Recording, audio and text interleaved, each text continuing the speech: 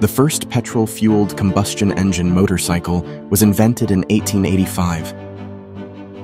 This film is about the first 25 years of the development and influence of the motorcycle on the world of commerce, travel, recreation, and sport. Put your helmet on and your leathers and rev up. I hope you enjoy the ride.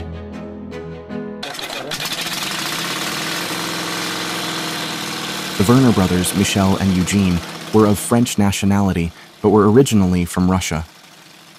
Although they were not the first to build a motorcycle, their innovations between 1896 and 1900 had a major impact on the design and manufacture of early and future motorbikes. In 1900, their new motorbike, the new Werner, they decided to place the engine at the lowest point in a bicycle-style diamond frame where a bicycle crank would have been. The bicycle pedals, crank, and redundant chain were relocated rearward and retained for starting and hill climbing assistance. The pattern of low-mounted engine inside some kind of motorcycle frame became the standard motorcycle layout for the 20th century.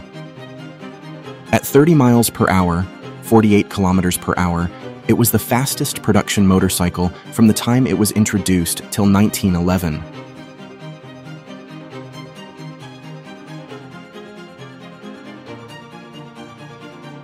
Whatever you think, it was said that it was the most influential motorcycle of all time. Werner produced motorcycles between 1901 and 1908. Prior to Werner, Hildebrand and Wolfmüller had become the first producer of a motorcycle after they had developed a motorcycle without a pedal. Built in Germany and France from 1894 to 1897, the Hildebrand brothers had formed a partnership with Alois Wolfmüller, producing their first machines in 1894 with a water-cooled twin-cylinder four-stroke engine. Approximately 2,000 units were produced over that time, but engineering problems arose that spelled the end when the company filed for bankruptcy.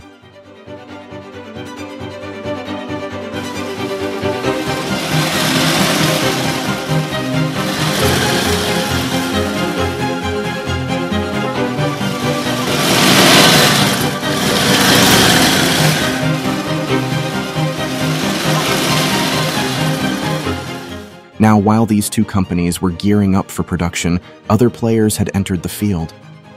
Plus, interest in motorcycles and the sport of racing motorcycles had already exploded worldwide, with clubs being formed and manufacturers' teams being assembled.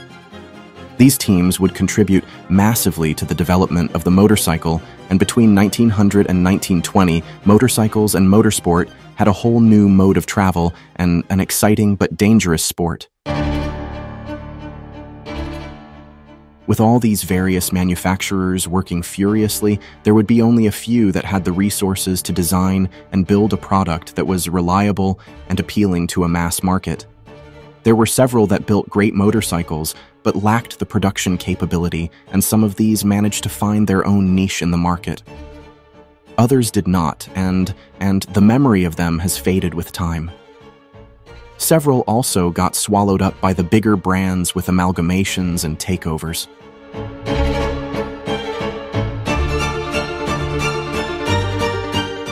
In the United States, Harley-Davidson, Indian, and Excelsior dominated the field both in sales and sport. They each had a period of time between 1900 and 1920 where one of them was at the top. In Europe, it was the UK brands of Triumph, Royal Enfield, BSA, and Norton that led the field. In the early days, safety was caught short as motorcycles hit the road. Accidents on motorcycles were happening on a regular basis, but safety measures could not keep up at first with the rapid growth of the industry and sport. Competition was being held regularly on public roads and unsuitable tracks, resulting in injuries and deaths to the riders and to the public who quite often got too close to the action at events. Things came to a head in 1903 when the Paris to Madrid race ended with 3 spectators and 5 riders dead with others injured. Long-distance races were banned in Europe after this event, and the USA and Australia followed soon after. The populations were still keen for the racing, though. In the USA, velodrome racing and short course racing became the mainstay, but organizers were looking for other forms of motorcycle sport, such as hill climbing competitions and stunt riding.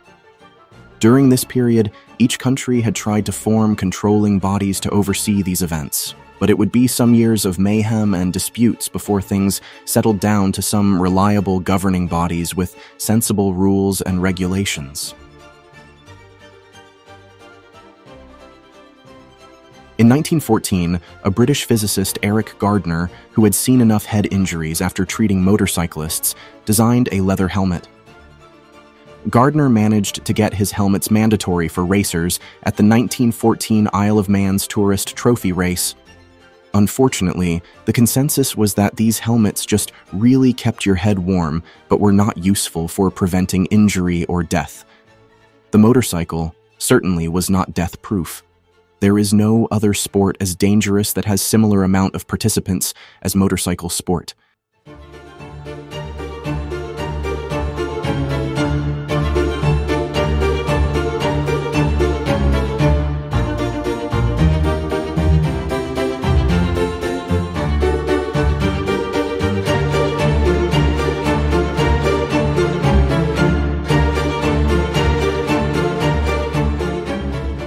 This tumultuous period of motorcycle racing brought to life some amazing death-defying individuals that left their mark on the sport in no uncertain terms. Daring to perform on dangerous tracks in dangerous conditions to bring excitement to an ever-increasing public and leaving a legacy to the sport that would only improve the level of those that followed. As for a genuine star of the early era of motorcycle racing, you can go no further than Glenn Hammond Curtis. Glenn Curtis was born in 1878 in Hammondsport, New York. Glenn had started his working life as a Western Union bicycle messenger, bicycle racer, and bicycle shop owner in 1901. He then, in 1902, became interested in building motorcycles with an engine he developed himself. Then, in 1903, he set a land speed record over 1 mile of 64 miles per hour. He followed up in 1904 by winning an endurance race from New York to Cambridge, Maryland. In 1907, he set a new land speed record of 136 miles per hour riding a V8-powered motorcycle that he had built and designed himself. This was a record that was not broken until 1930. After this period in his life, he continued on to have a huge influence in aviation as one of the founding fathers of the U.S. aircraft industry.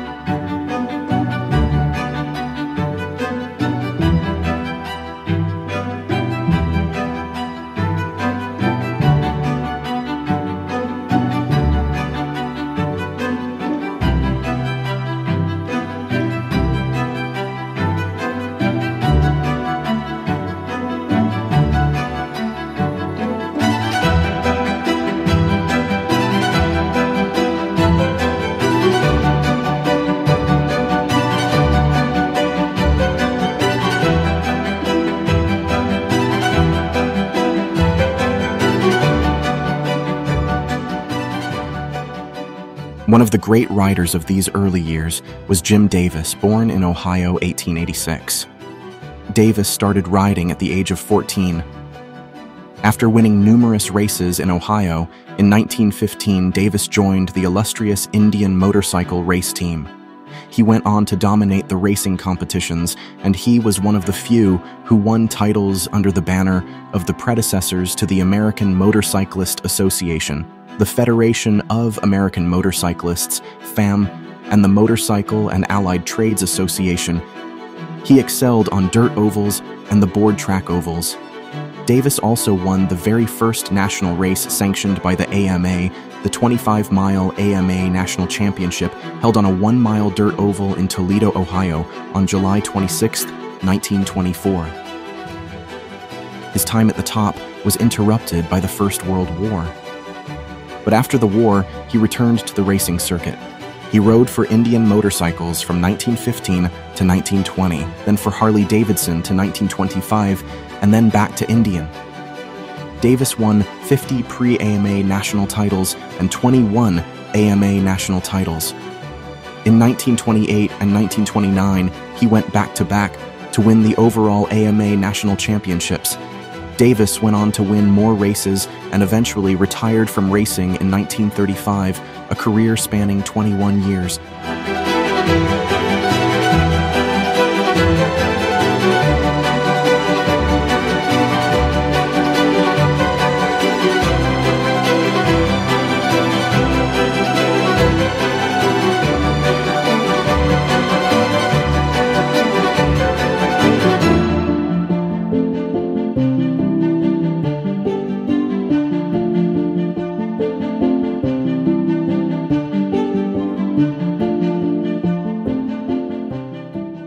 Meanwhile, during these early years, motorcycles began to take their place in everyday life. People used their motorcycles to take day trips to the countryside.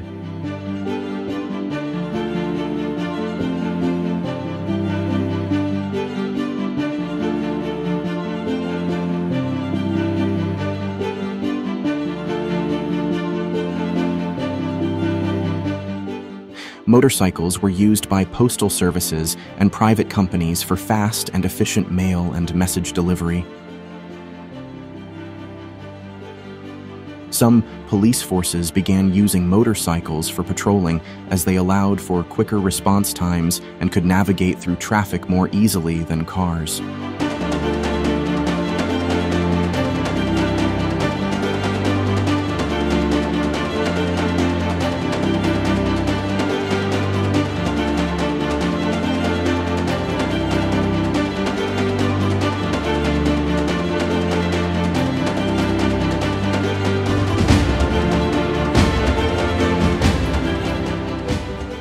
Leading up to and during the First World War, the military powers saw the potential for motorcycles.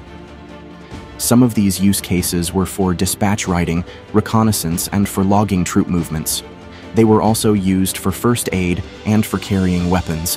They were favored for their speed and mobility on the battlefield.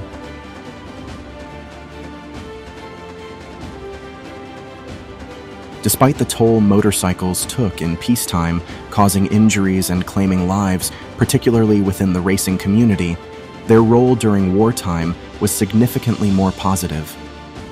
In the context of war, motorcycles became instrumental in saving numerous lives.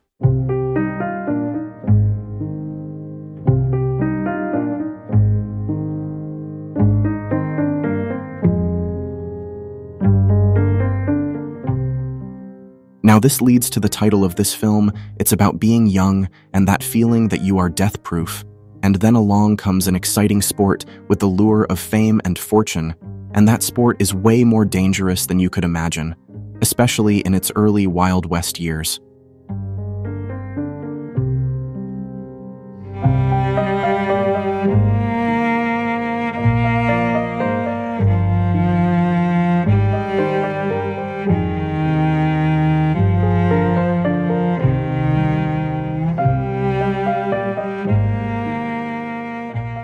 During this early time in track racing, so many riders lost their lives chasing their dream, and many big stars amongst them.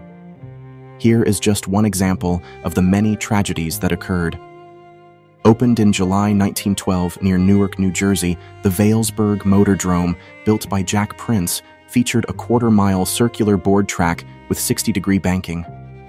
On September 8, 1912, a racing event attracted notable riders like Ray Seymour and the Texas Cyclone, Eddie Hasha. During the final 5-mile race, a tragic accident occurred. Hasha lost control at over 90 miles per hour, crashing into spectators, resulting in his death, plus the death of fellow rider Johnny Albright and 7 others, including 4 young boys. What occurred was his bike had split in half when it hit the rail at the top of the embankment. One half went into the crowd, and the other half fell down the embankment into the path of the other rider.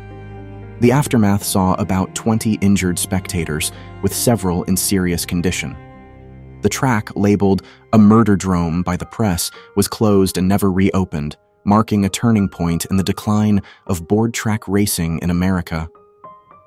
This incident, followed by further tragedies like the Lagoon Motordrome accident in 1913, led to the end of board track racing in the early 1920s due to waning popularity and safety concerns.